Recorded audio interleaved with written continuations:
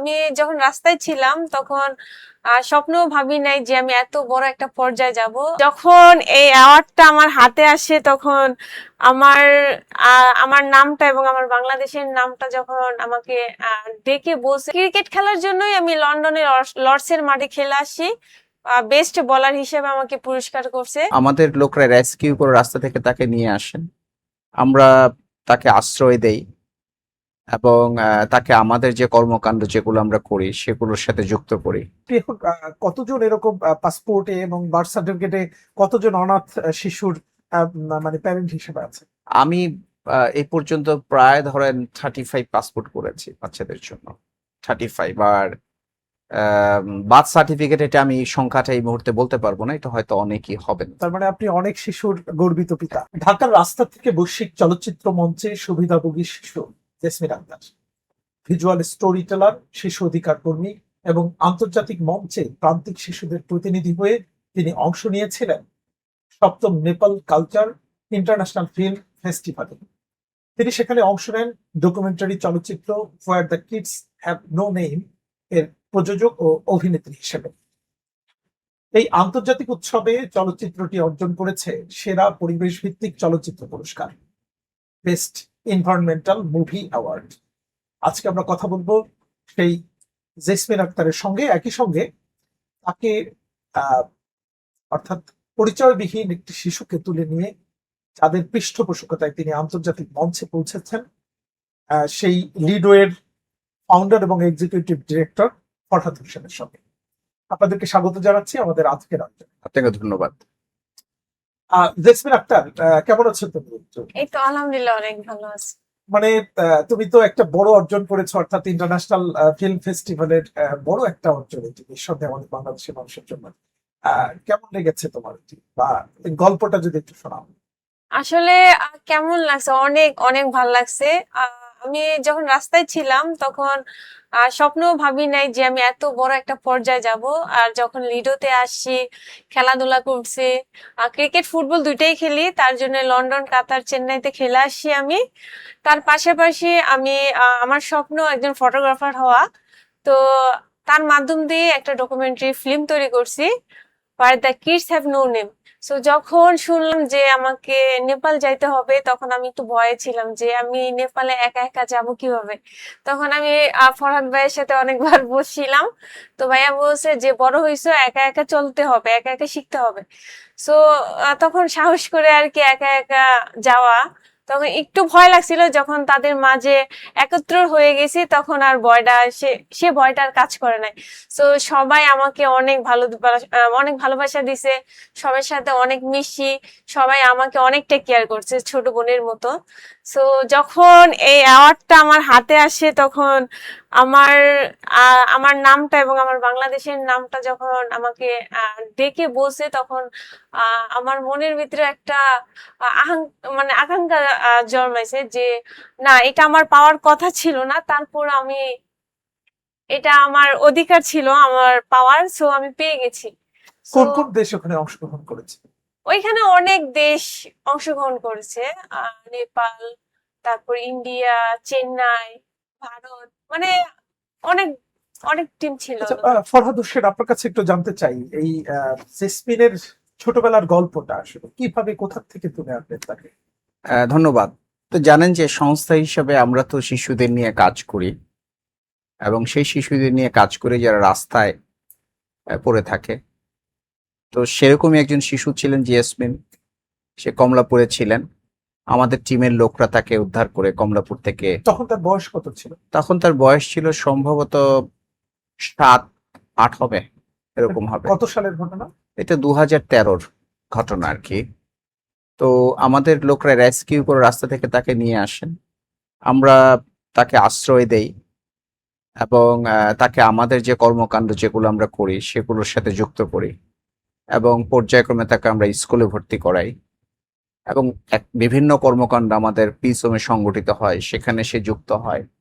সে খেলাধুলায় অংশগ্রহণ করার জন্য আগ্রহ প্রকাশ করে, তাকে আমরা খেলাধুলায় অংশগ্রহণ করাই এবং সে পর্যায়ক্রমে একেবারে লিটারেট থেকে এখন সে সামনে ম্যাট্রিক পরীক্ষা দিবে, পাশাপাশি সে চলচ্চিত্রের জন্য কাজ করতে চায়, সেই সুযোগ আমরা তৈরি করে দিয়েছি। পাঠশালাতে সে ফটোগ্রাফির প্রশিক্ষণ নিতে চেয়েছে, সেটা আমরা সুযোগ করে দিয়েছি। সো বেসিক্যালি অ্যাজ অর্গানাইজেশন আমরা ওই ধরনের শিশুদের নিয়ে কাজ করি অ্যাকচুয়ালি যাদের পৃথিবীতে কেউ নেই, যারা রাস্তায় পড়ে থাকে। আচ্ছা, আপনাদের এখানে এরকম শিশু আর কতজন আছে? Thank you. আমরা প্রতি বছর প্রায় 400 থেকে 450 শিশুকে রাস্তা থেকে উদ্ধার করি। আমরা প্রতিদিন প্রায় 600 শিশুকে নিয়ে কাজ করি। এখন আমাদের তো অনেকগুলো জায়গা আছে, বিভিন্ন জায়গাতে আমাদের বিভিন্ন ধরনের শিশুর সংখ্যা। আপনি যদি পিস হোম বলেন, এই মুহূর্তে আমাদের পিস হোমে প্রায় 70 জন ছেলে মেয়ে আছে। আমাদের দুটো শেল্টার আছে, একটা কদমতলী মানে সদরঘাটে, একটা কমলাপুর, সেখানে প্রায় 30-60 জন শিশু আছে। আমরা 9টা স্কুল আন্ডার দ্য স্কাই বাস্তবায়ন করি রাস্তাতে, সেখানে প্রতিদিন বহু শিশু আসে। আমাদের একটা ইনক্লুসিভ স্কুল আছে, সেখানে শিশু আছে। আমরা একটা মোবাইল স্কুল পরিচালনা করি, সেখানে শিশু আছে। আমরা একটা জার্নালিজম টিম পরিচালনা করি, যারা জার্নালিজমের মাধ্যমে তাদের অধিকারের কথা সমাজকে জানাতে চায়।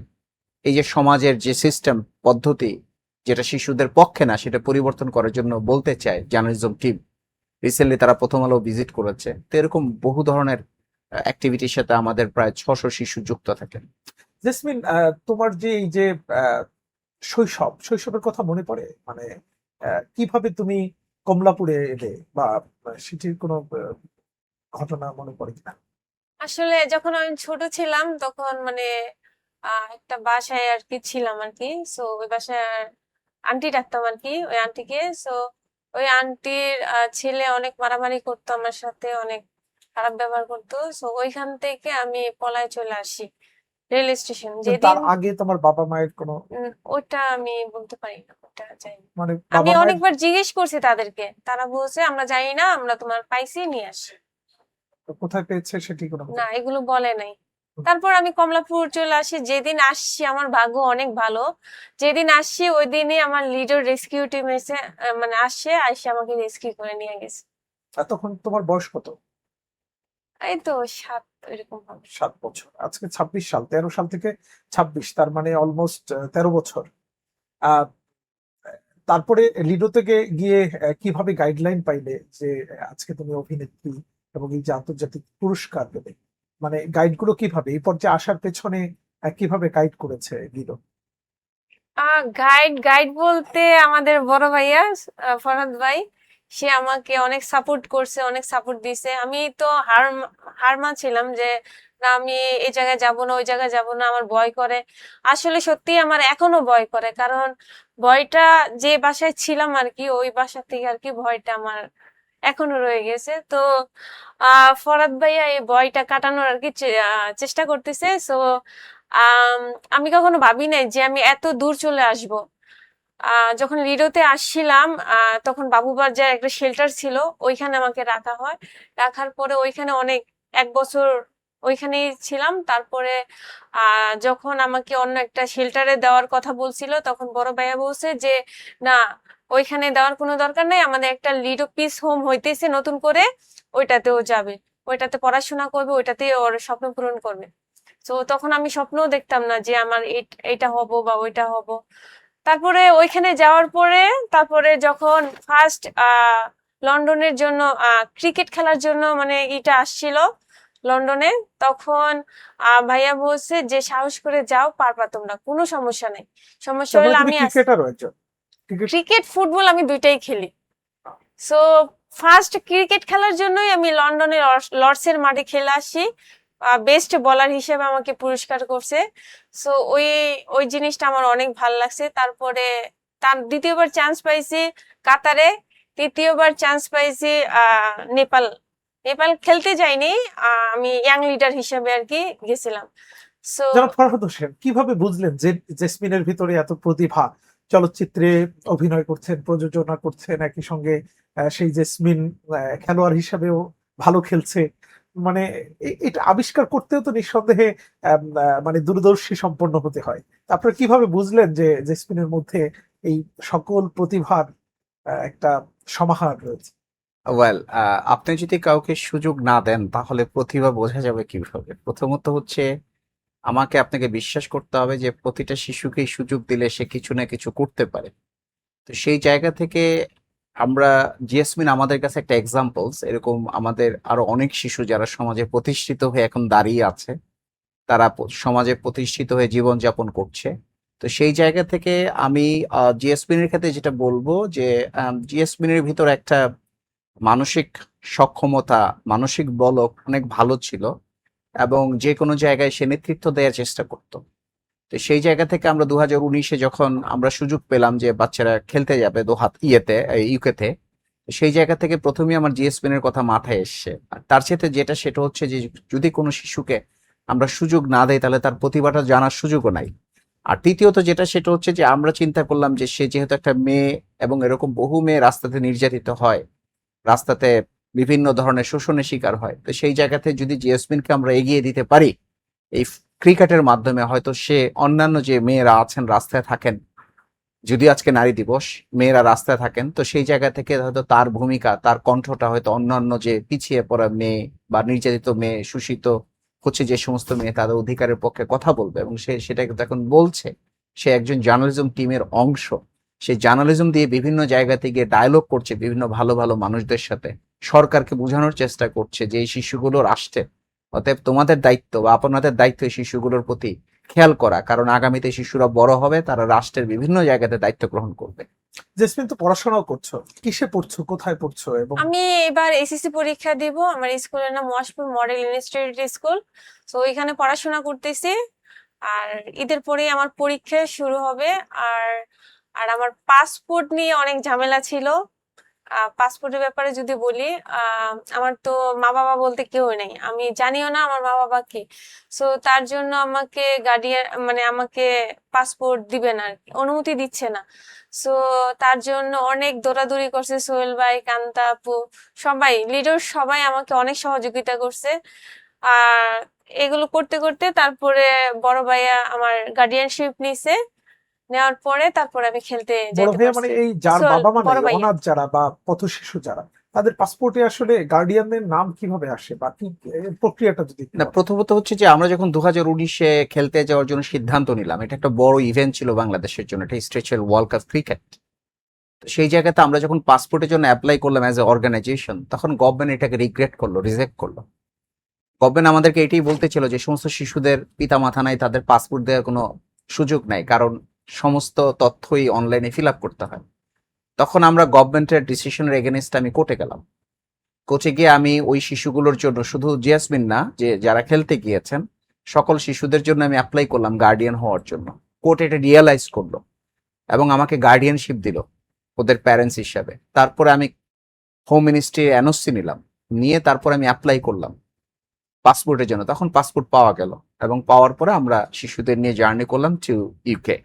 এটা একটা সহজ, আমি যত সহজে বলছি প্রক্রিয়া তত সহজ নয় বাংলাদেশের প্রেক্ষাপটে, তবে এটা খুব জটিল একটা প্রক্রিয়া, এবং এইটা এখন বিদ্যমান। এবং বাংলাদেশের যে বার্থ রেজিস্ট্রেশনের যে প্রসিডিউর বা রুলস, এখনো সেই প্রসিডিউরে বলে যে তাদের পাসপোর্ট বা তাদের বার্থ রেজিস্ট্রেশন পাইতে সমস্যা হবে যাদের বেসিক্যালি প্যারেন্টস নাই। আমরা দীর্ঘদিন ফাইট করার পরে কিছুটা রিল্যাক্টিং হয়েছে, কিন্তু এখনো শিশুদের পক্ষে পদ্ধতিটা সহনীয় হয়নি। আমরা পাসপোর্টে যে ফাদার্স নেম অথবা মাদার্স নেম, ওখানে আপনি কি গার্ডিয়ানস নেম হ্যাঁ হিসেবে হ্যাঁ, আছে? আমি অ্যাজ এ লিগ্যাল প্যারেন্টস হিসাবে ওখানে আমার নাম। লিগ্যাল প্যারেন্টস হ্যাঁ, আছে। হ্যাঁ। মাদার্স নেম একজন হইলে হলো, একজন, মানে তো আমি যেহেতু একজন কোর্ট বলি- আমাকে নমিনেট করেছে, আচ্ছা, যেহেতু কোর্ট আমাকে লিগ্যাল গার্ডিয়ান হিসেবে নমিনেট করেছে, এটা এই বিরাট ক্ষেত্রে চ্যালেঞ্জিং একটা কাজ। Definitely is a very challenging. এটা it is not a easy issue, মানে easy, it's a long journey for us. আপনি এখন কতজন এরকম পাসপোর্টে এবং বার্থ সার্টিফিকেটে কতজন অনাথ শিশুর মানে প্যারেন্ট হিসেবে আছে? আমি এই পর্যন্ত প্রায় ধরেন 35 পাসপোর্ট করেছি বাচ্চাদের জন্য, 35। আর বার্থ সার্টিফিকেট, এটা আমি সংখ্যাটা এই মুহূর্তে বলতে পারবো না, এটা হয়তো অনেকই হবে না। তার মানে আপনি অনেক শিশুর গর্বিত পিতা। জেসমিন, আসলে এই যে অর্জন তোমার, কাকে উৎসর্গ করছো বা কাকে মনে পড়ছে তোমার যে এই তোমার মানে খুশির দিনে এই সংবাদটা যদি জানানো যেত, এরকম কিছু মানুষের কথা নিশ্চয়ই মনে মনে কল্পনা করেছো? কারা তারা? আমার যে লিডোতে আমার পরিবারগুলো আছে, ওই পরিবারগুলো, ফাহাদ ভাই, তারপরে আজিজ ভাই আমাকে অনেক সহযোগিতা করছে এবং করতেছে। আমি তাদেরকে সব মনে করি। আর So, কারো কথা যারা অ্যাবসেন্স তোমার দৃশ্যমান নেই এরকম কারো কথা মনে পড়ে? না, আমার কল্পনায় ওরকম কেউ মনে তারপর পড়ে আমি না। বোঝাতে চাচ্ছি যে তোমার বাবা মা যাদেরকে তুমি আসলে কখনো দেখো, আমি কখনো তাদেরকে দেখি নাই, আর এই জন্য ফিলিংস কম। আমাকে আমাকে ফিলিংসটা ওরকম বুঝাইতে দেয় নাই, কারণ যে একটা পরিবারে আছি, সো ওই পরিবারটা ওই ফিলিংসটা আমাকে কখনো কমতি রাখে নাই, সো আমার কখনো মনেও পড়ে নাই। এখন জীবনের এইম কি, মানে কি হতে চাও, কত দূর যেতে? আমি একজন ফটোগ্রাফার হতে চাই, আমার স্বপ্ন এটাই। আর এমনি একটু একটু সবকিছুই করি, দেখি কি হয়। মানে ফটোগ্রাফার কেন, তুমি চলচ্চিত্র করছো, অন্যদিকে তুমি খেলাধুলা করছো, তো এগুলো হ্যাঁ, তো তো পেশা হিসেবে- স্বপ্ন ছিল ক্রিকেটার হওয়া, সো ওইটা বাদ দিয়ে দিছি। ওইটা আস্তে মানে যখন দেখতেছি যে আমার ছবি তোলার স্কিলটা অনেক, আগ্রহটা আমার অনেক বেড়ে গেছে ওই খেলার থেকে, তখন ভাবছিলাম যে না, আমি ছবি তুলি। তারপরে একজন ফটোগ্রাফার আর কি, কনরেড নাম, সো ওর সাথে আমার বাইরের দেশে দেখা হয়েছিল, তো ও দেখছে আমি ছবি তুলি আর আমার ছবিগুলো ওর পছন্দ হয়েছে, তখন ও বলছে যে আমি এসে তোমাকে আর একটু ভালো করে শিখাইতে পারলে তাহলে তুমি পারবা। সো ও আসছে, আমাকে শিখাইছে। সো আমি ওই আমাকে এটা নিয়ে স্বপ্ন দেখাইছে, সো আমার স্বপ্ন ওইটাই আর কি। ফরহাদ হোসেন, এই যে বিরাট কর্মযজ্ঞ, রাস্তার থেকে একজন পিতামাতাহীন বা পথশিশু তুলে এনে আপনারা তাদেরকে গাইড করে একটা গন্তব্যে পৌঁছে দিচ্ছেন জীবনের একটা লক্ষ্যে, এই যে ফান্ডিং বা এগুলি কোথা থেকে আসে বা কিভাবে কি করে? এগুলো দেখেন, আমরা তো একটা লিগ্যাল অর্গানাইজেশন, রেজিস্টার্ড অর্গানাইজেশন। আমি দীর্ঘদিন কাজ করার ফলে আমাদের বিভিন্ন বন্ধু বান্ধব যারা দেশে এবং বাহিরে অবস্থান করেন, তারা বিভিন্নভাবে আমাদেরকে সহায়তা করেন। এবং কিছু দেশীয় প্রতিষ্ঠান আছেন, যেরকম সাস সিমেন্ট, এরকম কিছু প্রতিষ্ঠান আছেন, কেএফসি, তারাও আমাদেরকে বিভিন্নভাবে পৃষ্ঠপোষকতা করেন। বহু ব্যক্তিগত পর্যায়ে বহু মানুষ আছেন, তারাও আমাদেরকে সহায়তা করার চেষ্টা করেন। এইভাবে আমরা আমাদের প্রতিষ্ঠানকে চালিয়ে নিচ্ছি। অনেক ধন্যবাদ, আপনাদের সাথে কথা বলে ভীষণ ভালো লাগলো। আপনার উদ্যোগ সফল হোক, প্রতিটি পদক্ষেপ যাতে আপনি আপনার চূড়ান্ত লক্ষ্যে পৌঁছে যেতে পারেন। আর জেসমিন আক্তারের জন্য অনেক অনেক শুভকামনা থাকলো। Thank you. তুমি তোমার স্বপ্ন তোমার সফল হোক এমন প্রত্যাশা করছি। আর বাংলা ভিশনের আজকের এই আয়োজনে তোমরা উপস্থিত হয়েছে এর জন্য আবারও ধন্যবাদ। আমি একটা অ্যাওয়ার্ড রিসিভ করিনি, আমি দুইটা অ্যাওয়ার্ড রিসিভ করছি। একটা বাংলাদেশের, আপনার নাম ভুলে গেছি, সো ওইটা আমি শুক্রবারে আর কি তাকে দিয়ে আসি। আমাদের So, দুইটা আমাদের এই ফিল্মটা কিন্তু জাপান প্রাইজ পেয়েছে। আমি 2025-এ জাপান প্রাইজ রিসিভ করেছি, এই same film where the kids have no name, এবং এটা কিন্তু খুব আন্তর্জাতিকভাবে খুব ভালো একটা অবস্থানে যাচ্ছে আর কি। যদিও ফিল্মটা এখন অ্যাভেলেবেল হয় না ইউটিউবে, বাট এটা নেটফ্লিক্স সহ অন্যান্য জায়গাতে যাবেন, এবং এটা নিয়ে আমাদের একটা বিশাল চিন্তা আছে। এবং 2025-এর যে ইন্টারন্যাশনাল ফিল্ম ফেস্টিভ্যাল, যেটা ঢাকা জাদুঘরে হলো, ঢাকা ফিল্ম ফেস্টিভ্যাল, সেখানে কিন্তু এটা কম্পিটিশনে গিয়েছে। হ্যাঁ, আর আমার একটা ছবি দুইটা দেশে অ্যাওয়ার্ড পেয়েছে। কি লস এঞ্জেলস। ফটোগ্রাফি। এটা রাস্তায় ছবি তোলা আর কি, রাস্তায়। আচ্ছা, ওই যে ফটোগ্রাফি, হ্যাঁ, photography। ফটোগ্রাফি নিউ ইয়র্ক যে ফটোগ্রাফি আছে, ওখানে ফিল্ম। অনেক গুণান্বিত। তো অনেক ধন্যবাদ আপনাদের আপনাকে দুজনকে। ধন্যবাদ, আপনাকে ধন্যবাদ। দর্শক, দেখছিলাম আমরা জেসমিন আক্তারের চলচ্চিত্র। আজ এ পর্যন্তই, আবারও নতুন কোনো অনুষ্ঠানে দেখা হবে আপনাদের সঙ্গে। ততক্ষণ পর্যন্ত ভালো থাকুন, সবার জন্য শুভকামনা।